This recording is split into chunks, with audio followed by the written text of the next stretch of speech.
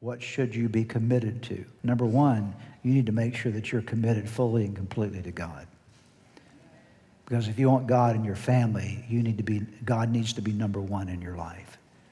You can't expect God to show up in your family if you haven't invited him to show up in your life.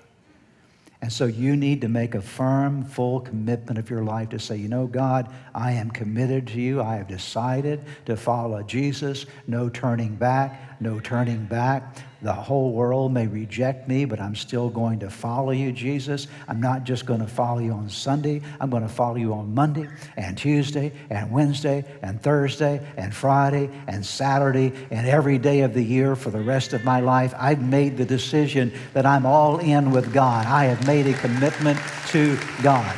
He's number one in my life. And when I mess up and when I fail and when I miss the mark, the first thing I'm going to do is run right back to him because he's number one in my life.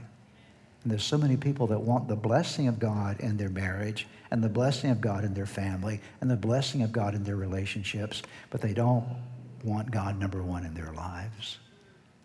So can I ask you, is God number one in your life? Have you laid down your will to the will of God? Have you said, God, what I want more than anything else is for you to be in charge of my life? Then if you're married, the second commitment in your life needs to be to your marriage. That you're actually committed to that relationship between you and your spouse, your husband, your wife. You're committed to one another. I'm going to say something that for some may seem controversial. In no way, shape, or form is it controversial, but I want to clarify something. If you're married with children, the most important relationship you have today is not with your children. The most important relationship you have is with your spouse, not with your kids. Now, you ought to love your kids. I'm going to come to that in just a moment. But you need to have a solid relationship with your spouse, with your husband, with your wife. Why? Because that is the core of your family.